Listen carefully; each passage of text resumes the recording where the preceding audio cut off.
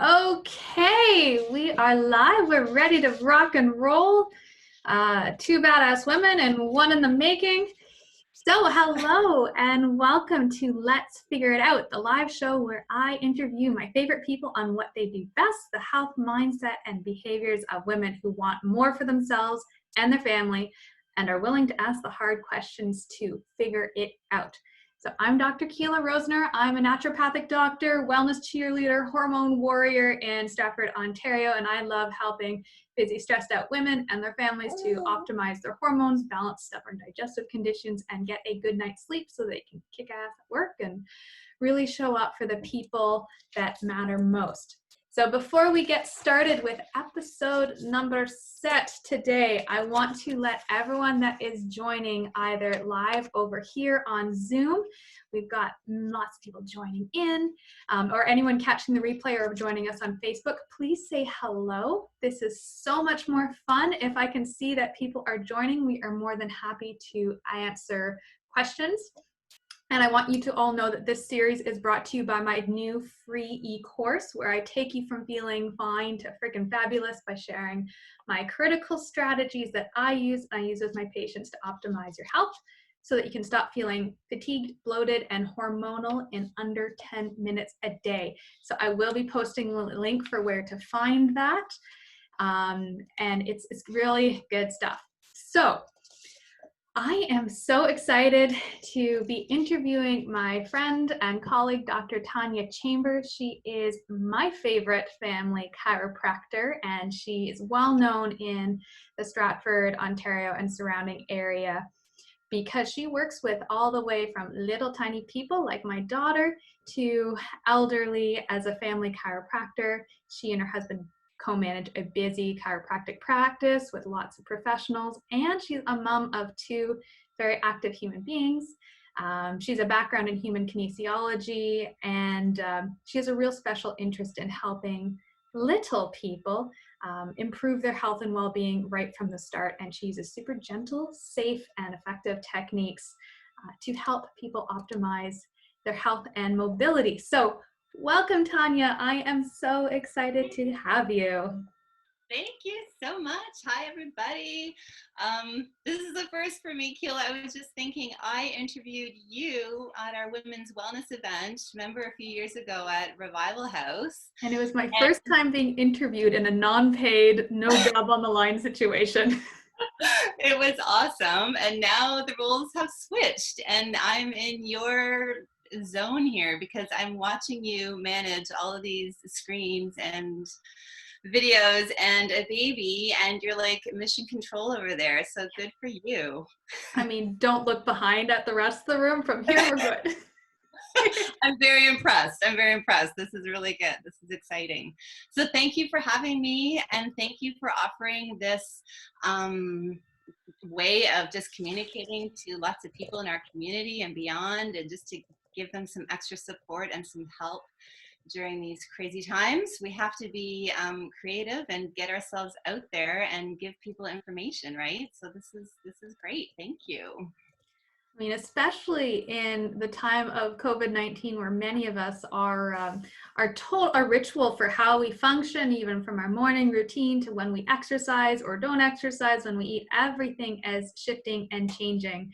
And what I love about you and your practice is that it's not just about crack, crack, crack, and you're done. It's about adopting a whole lifestyle and a way of functioning that supports your well-being. And being married to a massage therapist, we often have this conversation over and over, my husband and I, that the people that are more active, that engage in mobility all the time, they recover so much faster. But I feel like for many of us, we're kind of stuck and challenged to like figure out where to start if we're feeling like we're chained to a desk or are increasingly spending more time at a desk, suddenly working from home for the first time.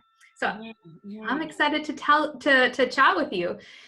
So when we talk about chiropractic health, I am really relatively late to the game. As a naturopathic doctor, this is, I focus on physiology and hormones and digestion and things that are actually really intimately connected and related to the work that you do. But I was new to actually getting chiropractic treatments myself. So I've just been so enraptured, really, to learn just the breadth of effect that one can have by making sure that their spine is mobile. So can you take a 1,000 feet level view of like, what the heck is chiropractic and why does it matter? Yeah, well, I think, Keela, you're not alone in being an adult and discovering chiropractic, right? And the way that you found it was through prenatal classes and through having a baby and, kind of wondering about Eileen and kind of making sure her spine is really healthy. So I think people all discover chiropractic in a different way. And I do think that there's a lot of misconceptions out there about what we do. And partially because when we're dealing with the spine and the nervous system and physiology, it can be very complicated. And if it's not explained kind of in a simple way to people, it just kind of flies over their head and they're like, I don't even know what you're doing, right? And there's also quite a spectrum of chiropractors and how they practice all around the world. In our community, in Canada, but all around the world, there's quite a spectrum. So I always like to look at the spectrum from one end to the other, and one end would be a very pain-based model of care where you're looking at somebody's symptoms. And the number one symptom that people think of with chiropractic is back pain, right? Mm-hmm. It's our back, it's our spine. You think chiropractors help you with back pain. And I can understand that correlation. At the other end of that spectrum, though, is more vitality focused care where we focus on whole body health and healing. And that's the end that I really want people to understand more about how we work. That's where I work. That's where my colleagues work in our office. Not to say I won't help people who have back pain. By all means, that's a glaring signal that something is going wrong in your body. But I think it's really important to understand the deeper impact that chiropractic can have. And that all comes down to the central nervous system. So the central nervous system is your brain, your spinal cord, and then all those nerve roots that travel everywhere in your body. You can see my little friend behind me over here, right? This is the spine. The spine. A spine hanging out in your house. That's cool. Hanging out. I've got lots of things hanging out here. It's great. But the spine, the vertebrae of the spine protect your spinal cord, and they allow the movement of those vertebrae, allow your spinal cord to function well. But it's really underneath the vertebrae that's what's important. It's how those nerves function. And that spinal, actually, Keela, can I share a screen here? I'm going to share a little picture because I think it will help people visualize. I'm just going to keep in this mode here because then I can bounce back and forth a little bit. But I hope you can see. Keela, can you see that image okay? Yeah, we're a go. You're rocking it. All right. So this is just a picture, a very general picture of the central nervous system. And you can see how the brain connects 100%. There's no gap between mind and body. There's no gap between brain and body. It's all one system, right? So brain sends messages down your spinal cord, out these peripheral nerves, all the way down to your toes, down to your fingers, into all of your organ systems. So that central nervous system, that is what I like to connect to in people's bodies. And the way that I access that is through the spine. The spine protects that system just in the same way that your cranium or your skull protects your brain. And the vertebrae have such a huge impact on how that system functions overall. I'm going to pop over on this one. This is another little picture here, just showing all the connections between the nervous system and the different organ systems in your body here. It's so cool. Tell us a little bit more about this, Tanya. It's just neat to see it, right? Just to have that visual, because you can never see your spine. You don't see what's going on inside there. And often people don't really become aware of their spine until it hurts, or until they're stiff, or until they notice their posture is slumped, or they can visually see something different. But this spine is functioning 100% all the time, 24 hours a day, every second of your life. Your spine and nervous system are functioning to keep you going, right? And I think this is really interesting to show the difference between the parasympathetic and the sympathetic nervous system. So I had to message Keela before we started here today saying I've got these like stage fright jitters. I'm like, what the heck's going on? I've been doing this for 16 years and I'm nervous to talk to people on Zoom, but it's because it's something new. And that's called a stress response, right? And I'm sitting here assessing my own symptoms of my heart's racing and I've got a bit of sweats and I'm just feeling kind of agitated and jittery and shaky. And I asked Keela, I'm like, do you get this still too? And what was your answer? I don't get the sweaty, well, you know, since having a baby, everything's a little bit off, but I don't get sweaty, shaky so much. I get a wonderful, and I'm not sure if we can see it, but like a tropical disease looking skin blotch situation, which is so great when we're public speaking. So good. So like, good. Well, Eileen's like hiding it perfectly right there. You know, she's my beard. My stress beard. Yeah, but these are all normal symptoms of your sympathetic nervous system giving yourself a little bit of a fight or flight response, right? It's a short-term stress response and it's 100% normal. The challenge is in our busy, crazy society, we are in this sympathetic overdrive more than what we should be, right? There's this stress, there's stress of life, there's stress of deadlines, especially I feel as women, the stress of balancing life and family, work and home. And now we are in a period of time that everybody has extra stress, whether you're working from home and trying to balance your home life, or you're working out in the public and trying to balance all the fear and craziness around the whole COVID situation. I think everyone's handling some kind of stress, but that chronic stress on our body, that chronic sympathetic firing, is not good for our health. And that is why you would, Keela, I'm sure you would see lots of people with chronic stress problems or problems with their adrenal systems or problems with their immune system. Stress over time breaks down your physiology, period. And the way that your body adapts to stress is all based on how your nervous system is adapting to the environment, right? So when you see something, when you smell something, when you hear something, when you feel something, through all of your senses, your nervous system is constantly taking that information to your brain. Your brain is processing what's going on. Your brain sends messages out to your body to react. So that constant processing of information through your nervous system is what's going to dictate whether you're healthy and can adapt or whether you're sick and cannot adapt. And there are so many things in your lifestyle that can improve your adaptability. And chiropractic is one of them. And that's a lot of information I just threw out there to everybody. But if you think of your spine as a gateway through which your nervous system travels, that's how I approach it. That's how I look to see, okay, how stressed is your body? How stressed is your nervous system? How stressed is your posture? What is your body telling me about how your body can adapt or not adapt to the environment in that moment? Yeah, that's kind of the philosophy of it all in a nutshell. I can go into details if people have questions about how I examine things or about my techniques or my adjustments and all of that. But basically, it's looking at the health of your spine as a window to your nervous system. And that's kind of in a nutshell, how it affects your health.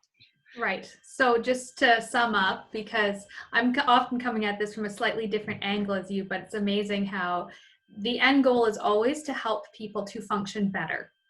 So that the way that I view it, your health is like a resource that you want to cultivate, like finances. You want to have a certain amount of resource to spare so that if stuff comes up, like a pandemic that shall not be named, you've got resilience, you've got enough juice to help your body handle it without going too far into health debt. And what you're saying is this nervous system is like this super communicative, super sensitive information highway between your brain and different parts of your body. And if there's something that's not quite jiving, there's a blockage there, or there's a roadblock, or there's some pain signals, we get that information relayed up to our brain.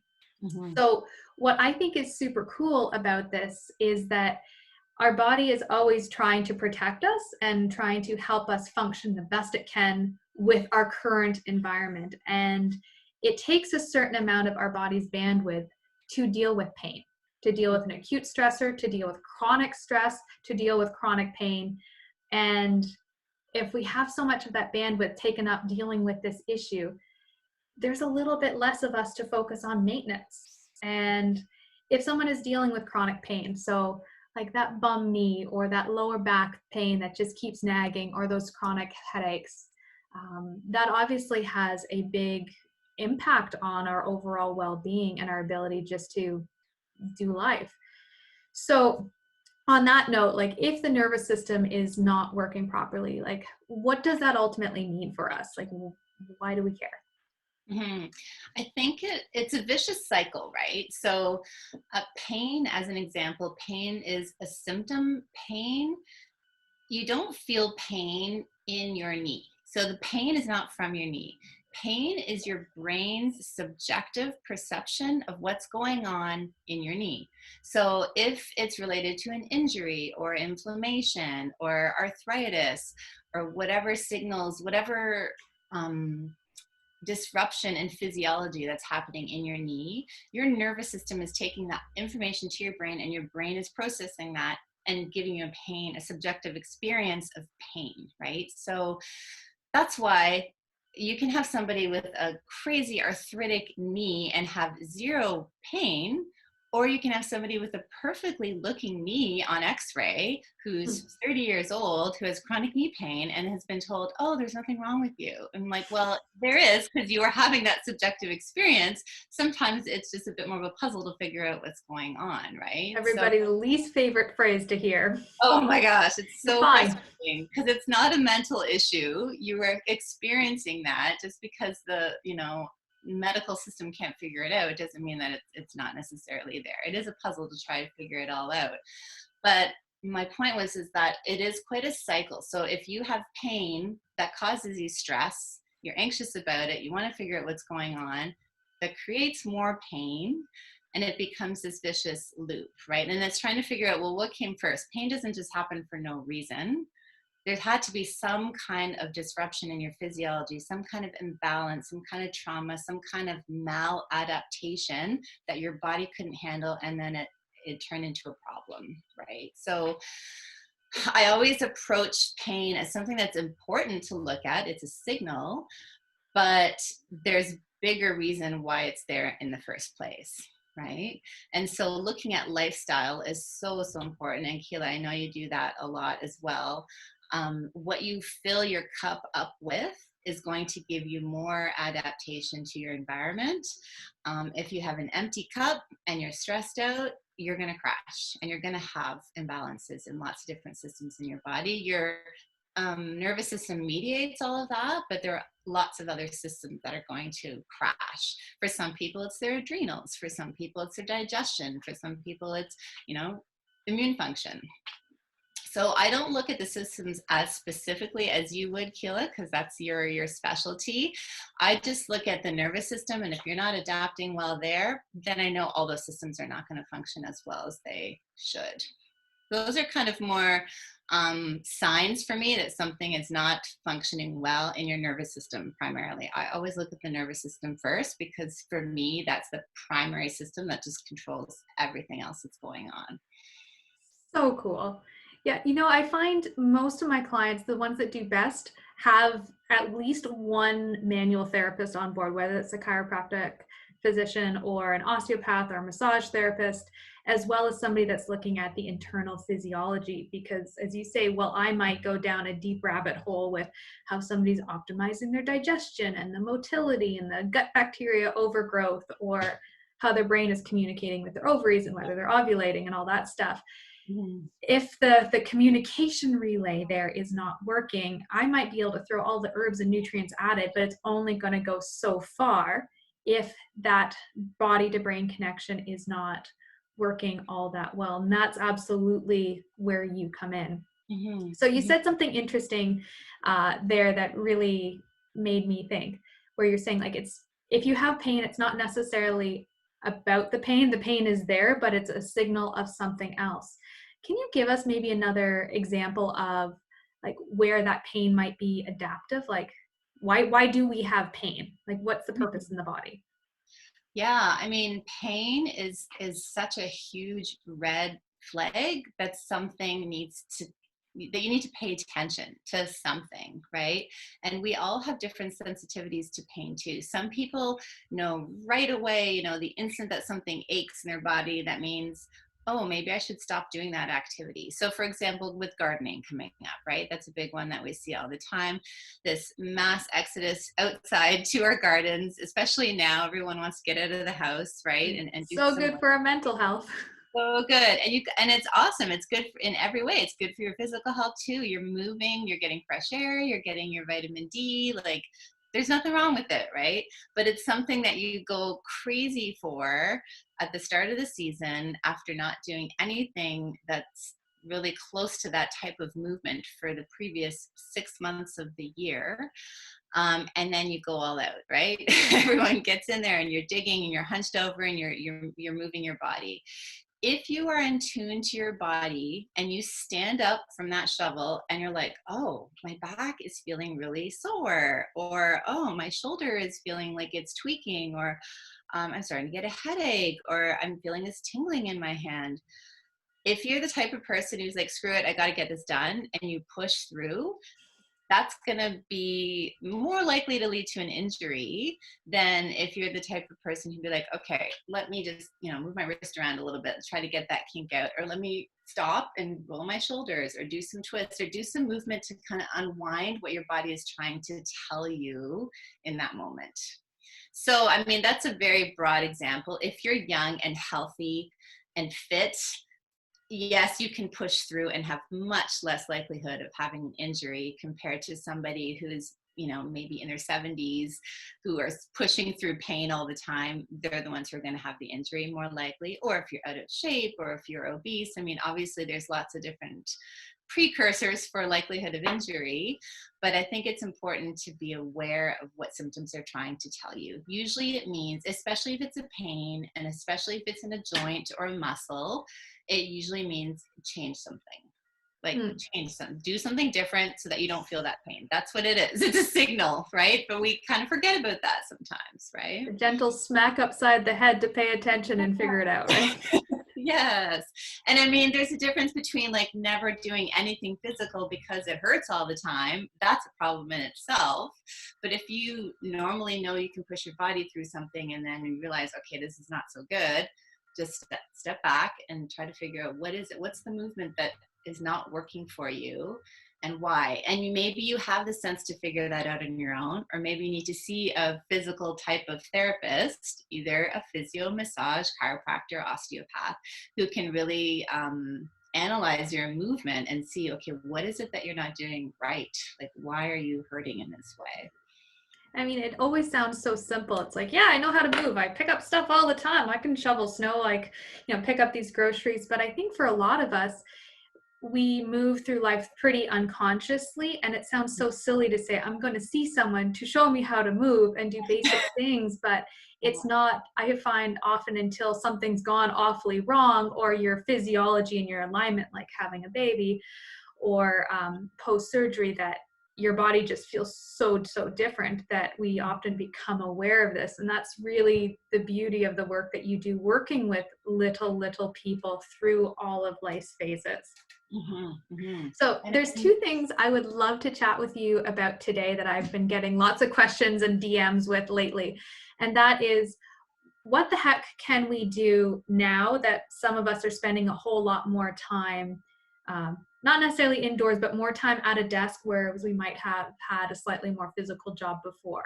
So for example, I was chatting with a client yesterday, a teacher, and she was experiencing a lot more migraines that were, for the first time, not menstrual cycle related. We addressed that really well, but more posture related as we sit and we type.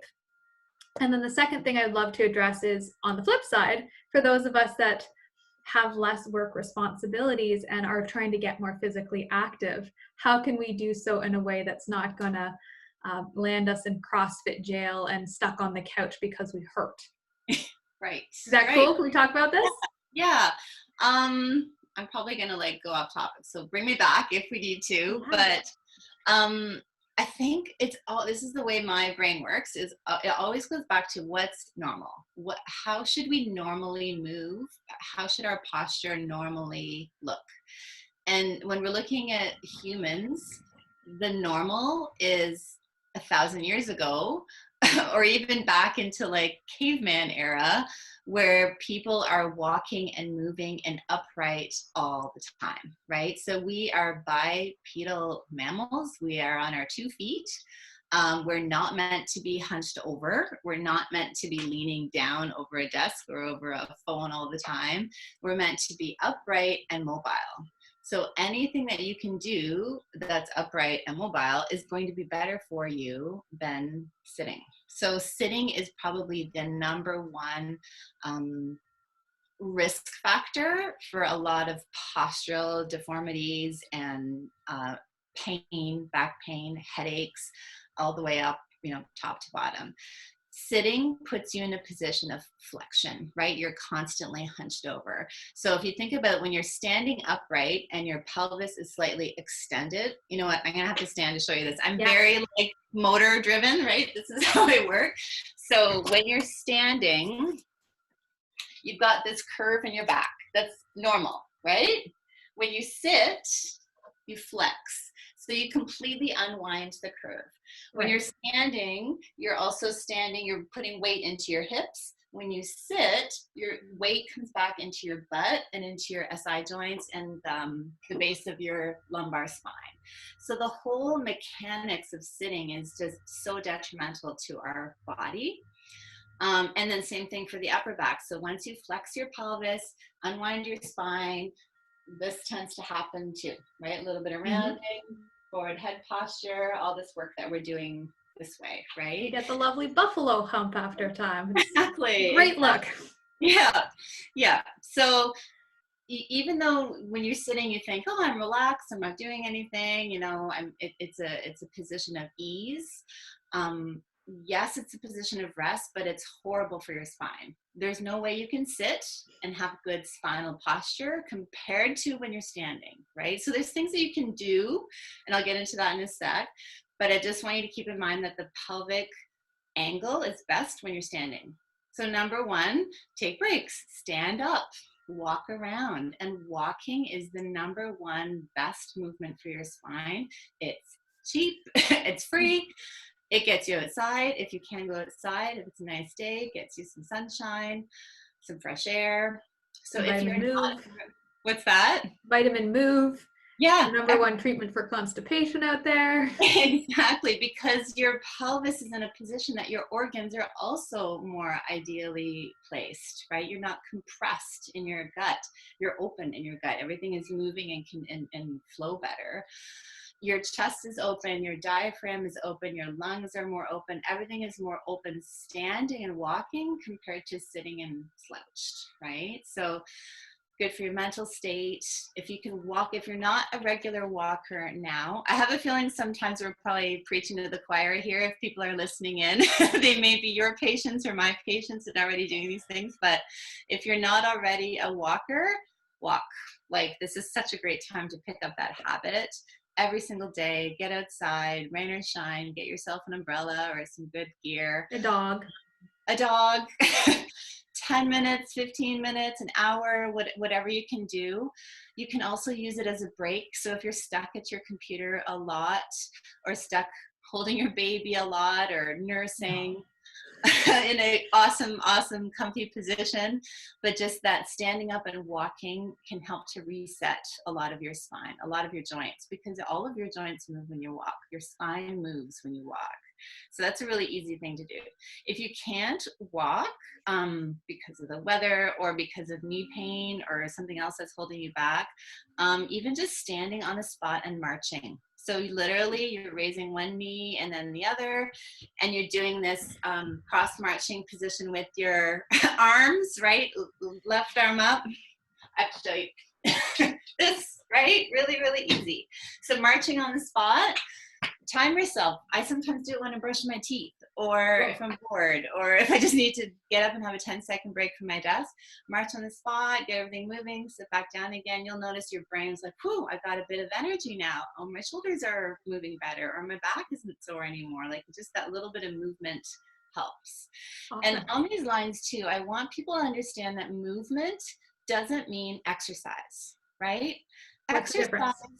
Well, exercise, there's such a big stigma around exercise that you have to exercise to burn off calories or to lose weight or to maintain your body weight or to burn off that piece of cake that you had last night. You know, it's something that you feel like you have to do as a consequence, or to keep healthy or to keep fit. Yes, exercise is amazing, but movement is a much simpler activity that literally takes seconds or minutes. And it stimulates your brain in the same way that exercise does, but I think it's even much more essential than exercise. So a lot of people have said to me, I can't exercise, I'm on my feet all day, my feet are too sore, my knees are too sore. No, maybe you don't have the energy to exercise, but you can move, you can march, you can stretch, you can get your spine moving to help stimulate that central nervous system. And I think it's just a big requirement for health. It's like having a healthy diet. You know, you've got to move your body. And you can do all of those things in the privacy of your own home right now for many of us and look like a total weirdo and nobody cares except for maybe your cat. We often have this conversation, you know, it's come up a lot. I'm going to be totally selfish and just ask you some questions that I have some concerns about. We've had this conversation come up several times with both my mom and my mother-in-law having Eileen. And one is that we change our baby on our bed with a mat so that we minimize the amount of times that she's peed on her bed. Still happens. But so we've got a fairly high bed, and my mom always keeps asking like, oh gosh, it's going to kill your back. It's going to kill your back. And then like, why wouldn't you move your laundry up onto your main floor of your house? I mean, make your life simpler. Like, don't handle the stairs. And repeatedly we have this conversation, my husband and I, like, no, we're actually intentionally trying to make life a little bit more challenging, to add that just that little bit of stimulus to keep our bodies working so that we don't default to that minimum amount of energy expended, because our body will always try to find that minimal expenditure, that homeostasis. And if it's very easy to get stuck into a rut where our body's not being challenged and not growing and not having to adapt and expand, so that if things hit the fan, like your body's not been out of practice having to adapt to things. You've got nothing left. You don't have any reserve. So if you are stuck in a rut and not moving and purposely trying to minimize your activity, your physiology is going to suffer big time, because humanely, we are not supposed to be like that. We're not supposed to be sitting and stuck. We're supposed to be hunting and gathering our food 12 hours a day, right? The amount of walking that we should be doing according to our DNA is much, much greater than what we actually do, right? So I agree with you, Kila. If you can use the stairs for laundry, if you can, you know, move things around the house, it's the same idea as, you know, parking at the end of the parking lot to get your groceries. Get that extra 2 minutes of walking in, get that extra movement, and carry your groceries. I often have loads of groceries that I'm carrying. I don't use a cart because I'm like, well, I'm just getting a little bit of extra, you know, impact on my joints here, extra movement, extra strength. I'm just crazy, but I mean, it's a point of pride. I will not take 2 trips. It will be one. Exactly, with the baby and a car seat and everything else too, right? That's mom life. That's crazy. So speaking, go ahead.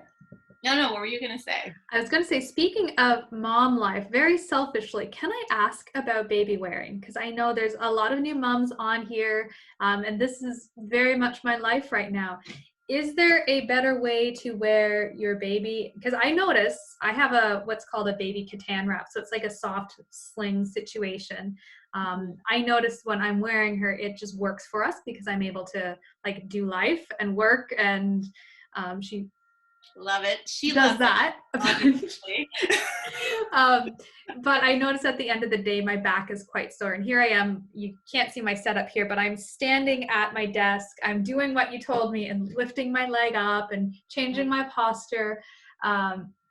evolutionarily speaking, it makes so much more sense, I think, for women to be wearing their baby and carrying stuff versus pushing in a stroller and running at a weird angle. Carrying a car seat on one crook of your elbow and throwing your whole pelvis off, right? Yeah. Yeah, but I mean, understandably, this is going to be throwing off our center of gravity as well. Like, how do we do this? Okay, will you do me a favor? Yeah. Will you turn around and let me see how the back of that is attached to you? Is your shoulders? Is there anything around your hips? Nothing at this time. So that's the answer right there. So you're carrying all of her weight on your shoulders. Right. Right? Which works for a 10-pounder. How much does she weigh now? Like she's probably close to 15. She's a little girl. I think she's about 13 and a half right now. So yeah, kind of transitional. Yeah.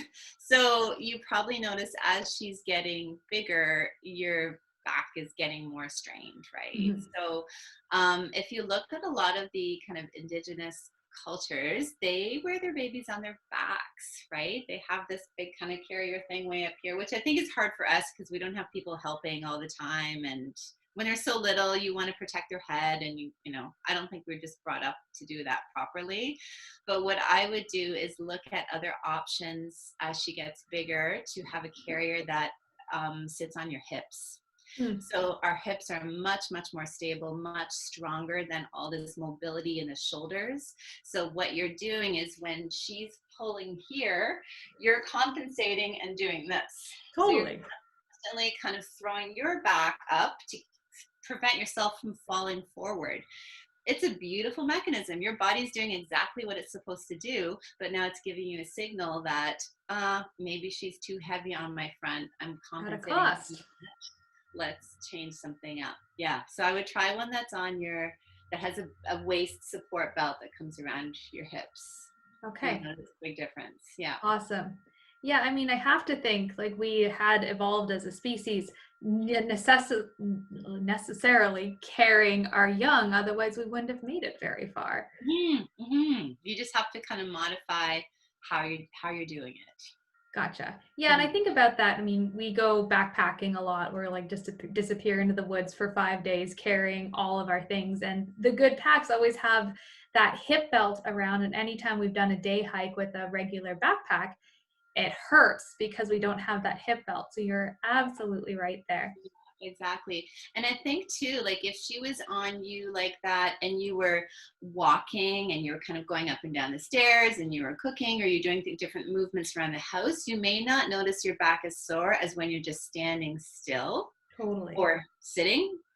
And so that standing still is like a static load. It's just pulling, pulling, pulling. As soon as you start walking, it helps to relieve that. So that's a perfect example of like doing any posture statically for too long, whether you have a baby on you or not, is hard on your body. Whether it's sitting constantly, which is the worst, or even standing still for too long without movement of your pelvis and your hips, that's hard for you too. And then you add the baby and that just kind of throws your center of gravity off a little bit more. Yeah, I mean, I find that and one thing I'm learning is pregnancy and postpartum life. It's just like a massive magnifying glass of any imbalances that you might have already had. They get hyper exploited, which is not a reason to be upset. I think it's actually a reason to go, oh, okay, this is what has not been working. So I'm going to figure it out and correct it because everything is just so much more magnified that way. You learn a lot. So great, Tanya. Right? You just inspire the heck out of me. You're doing. You know what, Keila? I have this like perfect image because I thought this might come up. Look at this. Look at that. This is what you're doing, even with the carrier, right? You're driving your hips forward because of the weight of baby on the top. And it's just the difference between, you know, good alignment of the low back and shoulders versus slouching in poor posture. And that's pretty common with nursing and carrying babies. You just have to be more aware of it and get into some exercises that can help to start strengthening those muscles that you need to hold your baby up, right? So amazing. That's another thought too. Here's another image on posture.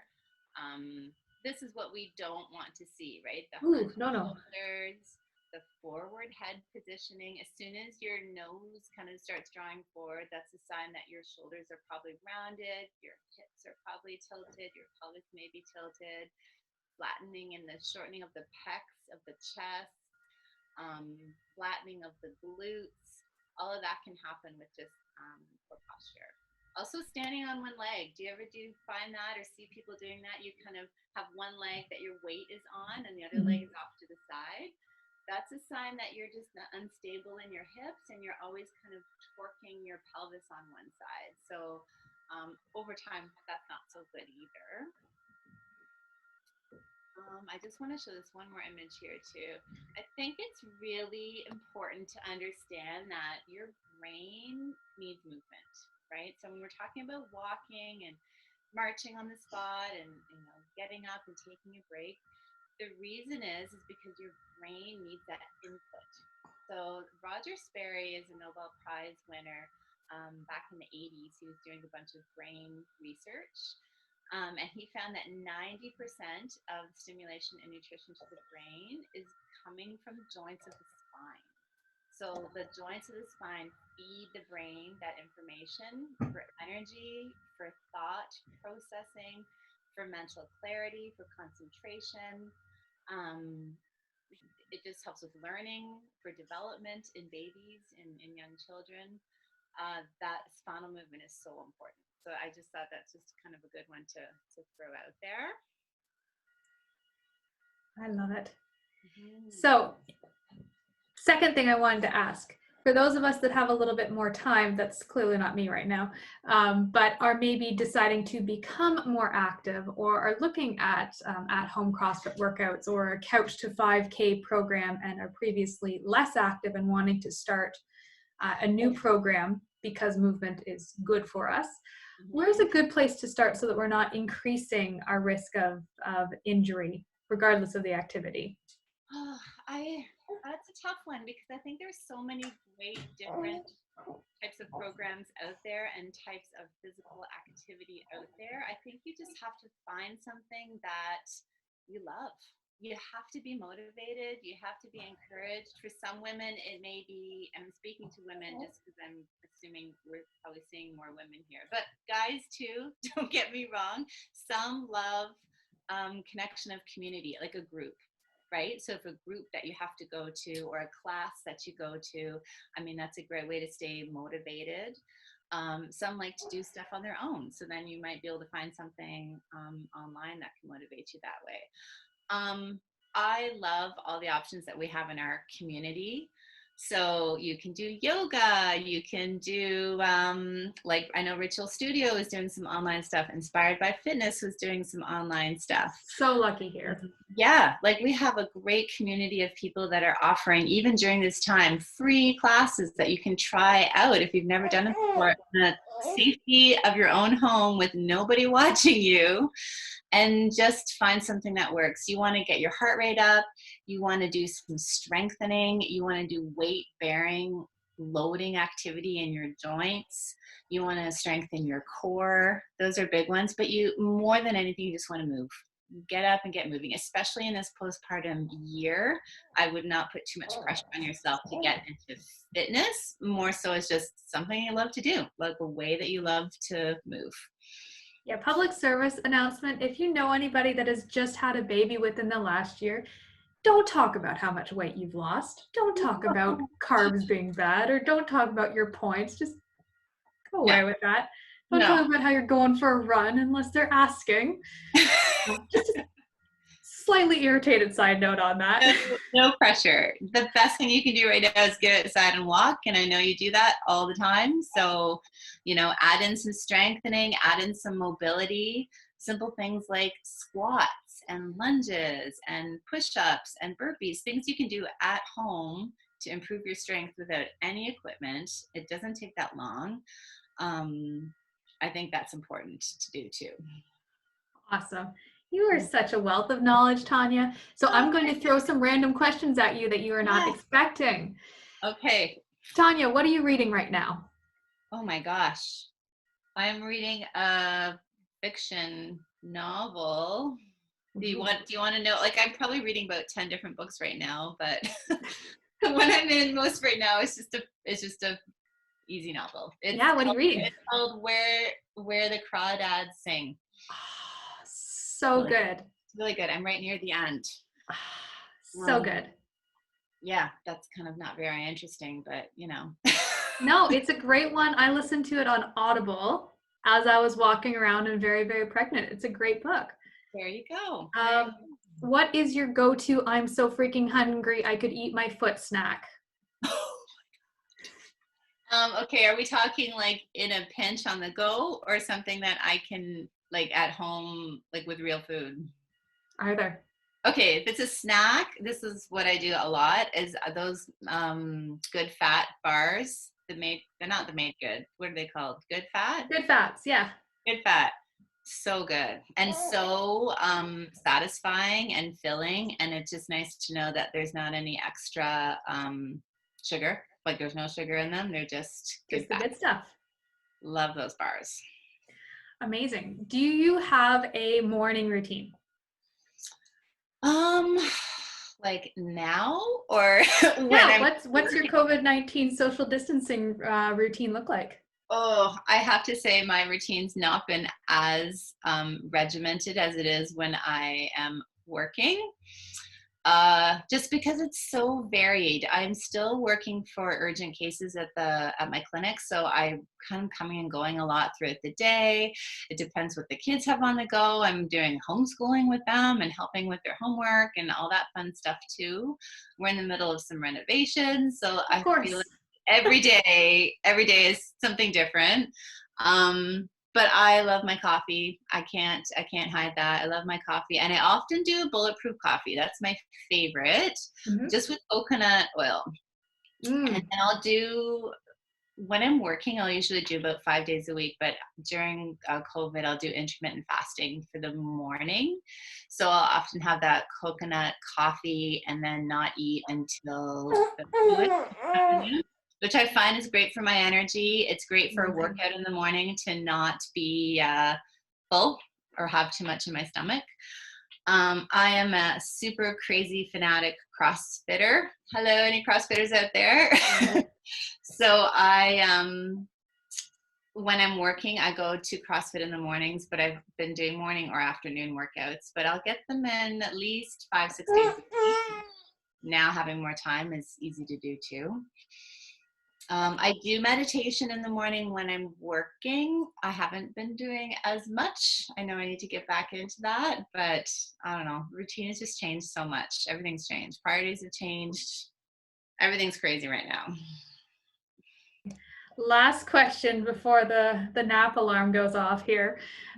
What's something secretly badass about you, or very, very dorky about you, that most people wouldn't know? Oh gosh. I mean, badass dorks that we are. Like you're badass.